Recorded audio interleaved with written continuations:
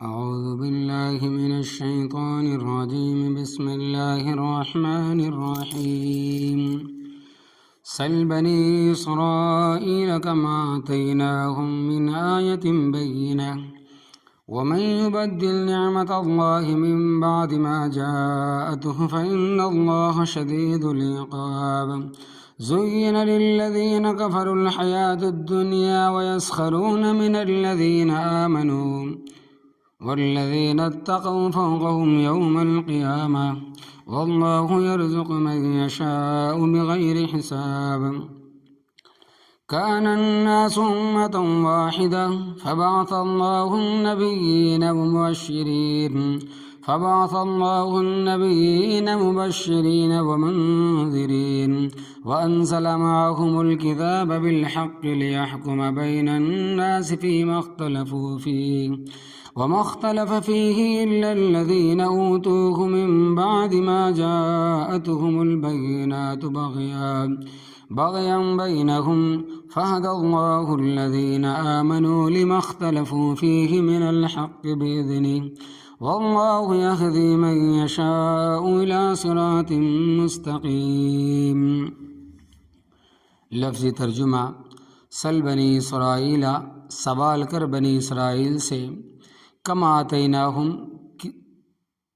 کتنی ہم نے دی ان کو، من آیہ، اپنی قدرت کی نشانیاں، بینہ، واضح، ومن یبدل، اور جس نے بدل دی، نعمت اللہ تبارک و تعالیٰ کی نعمت، من بعد ما جاءتہ، بعد اس کے کہ اس کے پاس نعمت آ گئی، فإن اللہ، پس بے شک اللہ تبارک و تعالیٰ، شدید العقاب، سخت سزا دینے والا ہے۔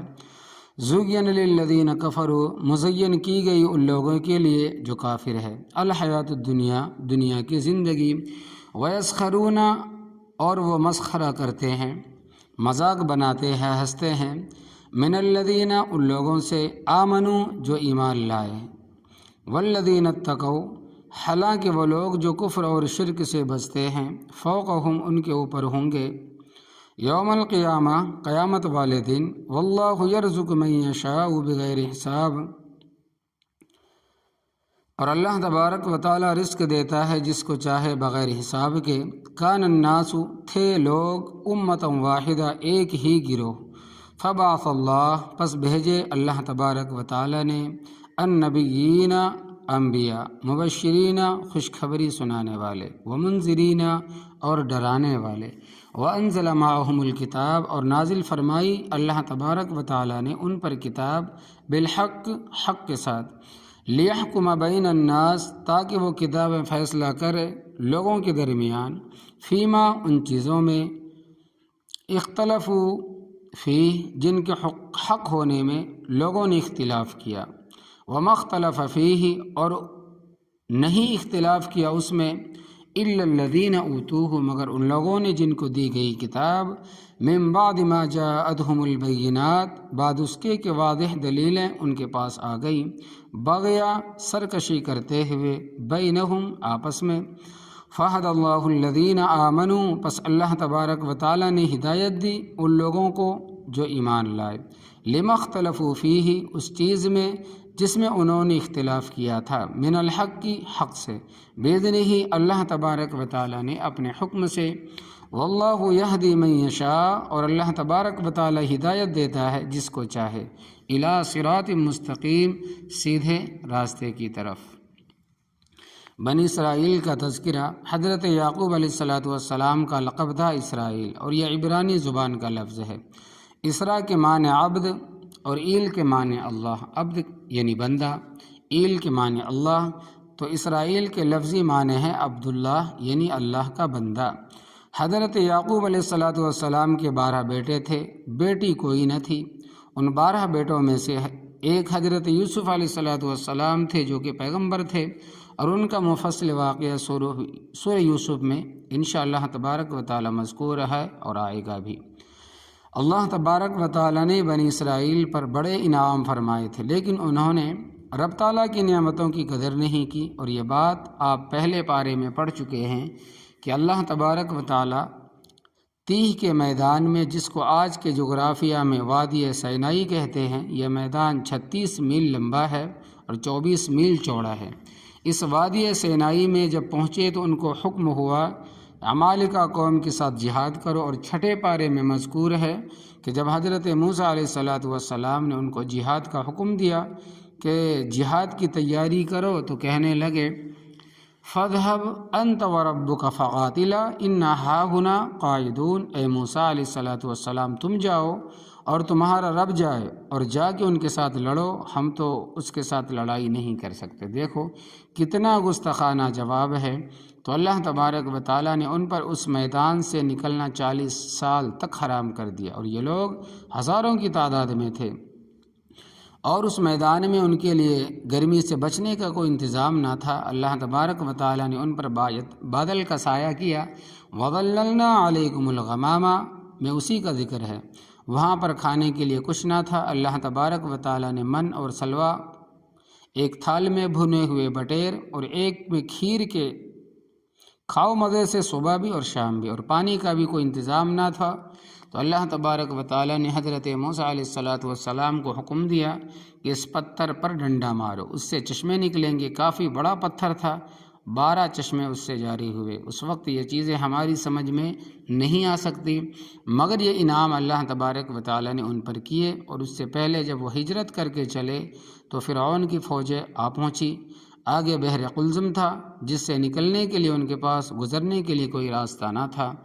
اللہ تبارک و تعالیٰ نے ان کے واسطے دریا پھاڑ دیا، راستے خشک ہو گئے اور یہ سارے گزر گئے، اور پانی اس طرح کھڑا ہو گیا فَكَانَ كُلُّ فِرْقٍ كَالطَّوْدِ الْعَظِيمِ، جس طرح دیواریں کھڑی ہوتی ہے۔ اللہ تبارک و تعالیٰ نے تقریباً 4000 پیغمبر بنی اسرائیل میں بھیجے اور 3 مشہور آسمانی کتابیں اللہ تبارک و تعالیٰ نے ان کو دی۔ ان کو اللہ تبارک و تعالیٰ نے ظاہری نعمتیں بھی عطا فرمائی اور باطنی نعمتیں بھی، مگر ان ظالموں نے کسی نعمت کی قدر نہ کی۔ یقتلون النبیین بغیر حق، ایک دن میں انہوں نے سارے علاقے میں 43 پیغمبر شہید کیے۔ انہوں نے یحییٰ علیہ السلام تک کو شہید کیا، حضرت زکریا علیہ السلام کو شہید کیا، شایع علیہ السلام کو بھی شہید کیا۔ ایک مومن کے متعلق حدیث میں آتا ہے کہ دنیا کا فنا ہو جانا اللہ تبارک و تعالیٰ کے نزدیک ایک مومن کے قتل ناحق سے آسان ہے، تو پھر پیغمبر تو پیغمبر ہوتا ہے، اس کے قتل کا کتنا بڑا گناہ ہوگا۔ اس وجہ سے اللہ تبارک و تعالیٰ نے ان پر نازل فرمایا، اور عذاب کا ذکر بھی قرآن پاک میں موجود ہے۔ ان میں سے بعض پر رب تعالیٰ نے طاعون کی بیماری مسلط فرمائی، اور چند گھنٹوں میں 70,000 کے لگ بھگ لوگ مر گئے، اور بعض کو رب تعالیٰ نے بندر اور خنزیر بنایا۔ وَجَعَلَ مِنْهُمُ الْقِرَدَةَ وَالْخَنَازِيرَ، ان پر طوفان کا عذاب آیا۔ ان پر اللہ تبارک و تعالیٰ نے مینڈک مسلط فرمائے۔ اللہ تبارک و تعالیٰ اس کا اجمالی طور پر ذکر فرماتے ہیں کہ سل بنی اسرائیل، تو سوال کر بنی اسرائیل سے، کم آتیناہم من آیۃ بینہ، کتنی دی ہم نے ان کو قدرت کی نشانیاں، لیکن ومن یبدل نعمت اللہ، اور جو شخص اللہ تبارک و تعالیٰ کی نعمتوں کو بدل دے، من بعد ما جاءتہ، بعد اس کے کہ وہ نعمتیں اس کے پاس آ چکی، فإن اللہ شدید العقاب، پس بے شک رب تعالیٰ سخت سزا دینے والا ہے۔ اللہ تبارک و تعالیٰ نے ان کو کیسی کیسی سزائیں دی، بندر بنایا، خنزیر بنایا، چہرے مسخ کیے، چہرے بگاڑ دیے، اور ایک قوم کو تو اللہ تبارک و تعالیٰ نے چوہے بنایا، اور وہ 3 دن کے بعد مر گئے تھے، ان میں سے کوئی بھی نہ بچا۔ تو جو شخص رب تعالیٰ کی نعمت کو بدل دے، اللہ تبارک و تعالیٰ اس کو سخت سے سخت سزا دیتے ہیں۔ آگے فرمایا کہ زُيِّنَ لِلَّذِينَ كَفَرُوا، مزین کی گئی ان لوگوں کے واسطے جو کافر ہے، الحیات الدنیا، دنیا کی زندگی۔ کافروں کی نگاہ میں دنیا ہی دنیا ہے، دنیا کی ترقی اور عروج ان کے سامنے، اور بس، اور یہ کافر وَيَسْخَرُونَ مِنَ الَّذِينَ آمَنُوا، مسخرہ کرتے ہیں، ہنستے ہیں، مذاق بناتے ان لوگوں سے جو ایمان لائے، ان کے پھٹے پرانے کپڑے دیکھ کر، ان کے غربت دیکھ کر ان کا مذاق اڑاتے ہیں۔ تو اللہ تبارک و تعالیٰ فرماتے ہیں کہ سن لو، والذین اتقوا، اور وہ لوگ جو کفر شرک سے بچے، فوقہم، ان کافروں کے اوپر ہوں گے، فی یوم القیامہ، قیامت والے دن، اونچے اس لحاظ سے بھی کہ جنت کا جو محل وقوع ہے وہ اوپر ہوگا اور دوزخ نیچے ہوگی، اور درجے کے اعتبار سے تو کہاں مومن اور کہاں کافر، یہ آسمان اور زمین سے بھی بڑھ کر فرق ہے۔ 8ویں پارے میں آتا ہے کہ جس کا ترجمہ یہ ہے کہ بہشت والے دوزخیوں کو پکار کر کہیں گے ہم نے سچا پا لیا جو وعدہ ہمارے پروردگار نے ہم سے کیا تھا، پس کیا جو وعدہ تمہارے رب نے تمہارے ساتھ کیا تھا تم نے بھی اسے سچا پایا۔ یعنی دنیا میں تم ہمیں طعنہ دیتے تھے، ہنسی مذاق بناتے تھے، کہتے تھے اے فاقے کے کاٹنے والو کیا تم سچے ہو؟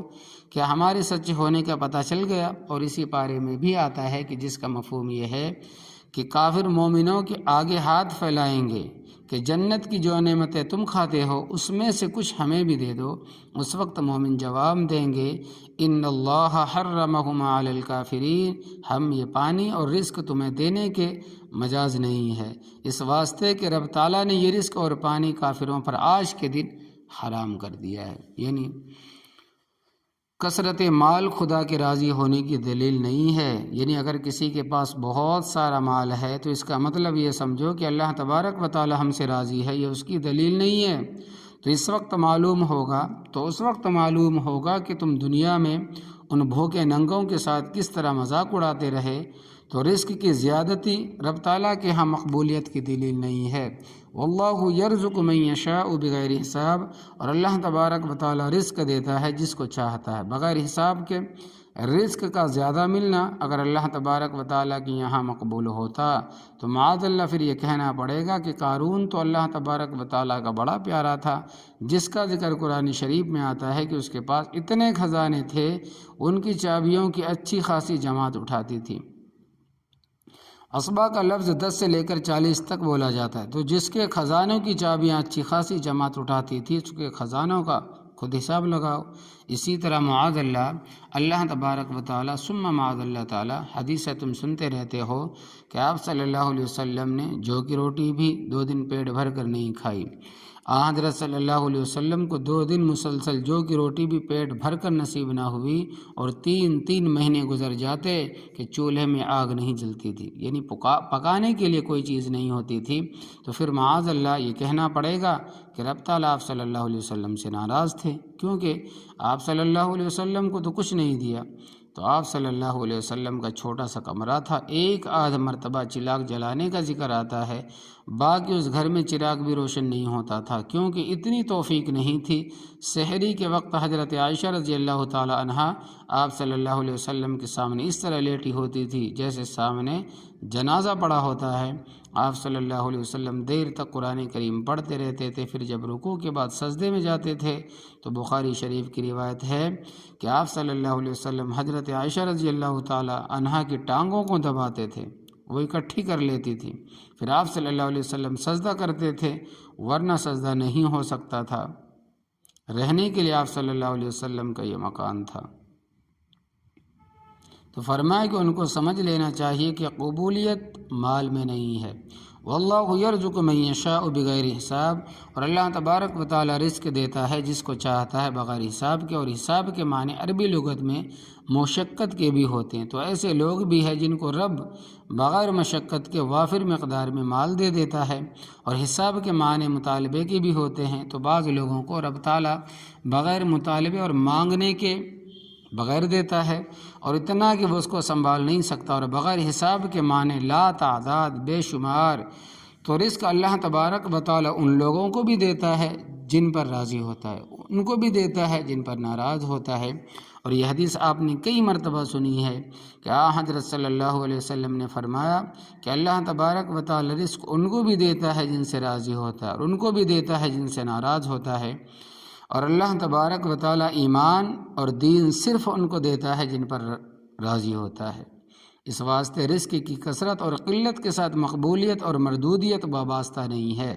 اور یہ بھی آپ نے درس میں سنا کہ حضرت انس رضی اللہ تعالی عنہ نے روایت کی کہ میں نے 70 اصحاب صفہ جو اس وقت کے طالب علم ہوتے تھے، فرمایا کہ میں نے خود شمار کیا، ان کا حال یہ تھا کسی کے پاس کرتا قمیض نہ تھا، اور کسی کے پاس چادر نہ تھی، لمبا سا ٹاٹ اس نے پہن رکھا تھا، اور جب بیٹھتے تھے تو ایک دوسرے کے پیچھے چھپ کر بیٹھتے تھے کہ ننگے نہ ہو جائیں، اور آج وہ جنت کے وارث ہیں۔ اور آج وہ وہی جنت کے وارث ہے۔ اس وجہ سے تو نبی کریم صلی اللہ علیہ وسلم نے فرمایا کہ اللہ تبارک و تعالیٰ نے لقب دیا ہے کہ رضی اللہ عنہ ورضوا عنہ۔ عبداللہ ابن ابی کا جنازہ، اور اسی مدینہ طیبہ میں رہنے والا عبداللہ ابن ابی رئیس المنافقین، جس کا جنازہ بھی حضرت صلی اللہ علیہ وسلم نے پڑھایا، اور صحابہ کرام نے آپ صلی اللہ علیہ وسلم کے پیچھے جنازہ پڑھا۔ اور ہمارا ایمان ہے کہ دنیا کے کروڑوں اولیاء کرام مل کر ایک صحابی کا درجہ حاصل نہیں کر سکتے، اور آپ صلی اللہ علیہ وسلم نے اپنا کرتا قمیض مبارک بھی اپنے جسم مبارک سے اتار کر اس کو بطور کفن پہنایا، اور اپنا لعاب مبارک بھی اس کے جسم پر لگایا۔ اس سے زیادہ اور کیا ہو سکتا ہے؟ اس کے بارے میں رب تعالیٰ نے قرآن پاک میں فرمایا ان تستغفر لهم 70 مرۃ فلن یغفر اللہ لهم، سورۃ توبہ۔ اگر آپ صلی اللہ علیہ وسلم اس کے لیے 70 مرتبہ بھی استغفار کریں پھر بھی اللہ تبارک و تعالیٰ اس کو ہرگز نہیں بخشے گا۔ فرمایا کہ کان الناس امۃ واحدہ، سارے لوگ ایک ہی جماعت تھے۔ حضرت آدم علیہ السلام کی عمر تھی 1000 سال، اور عقیدہ سب کا ایک ہی ہوتا تھا، البتہ جرائم ہوتے تھے۔ قابل نے حابل کو قتل کر دیا، لیکن اسلام کے سوا کوئی اور مذہب نہ تھا۔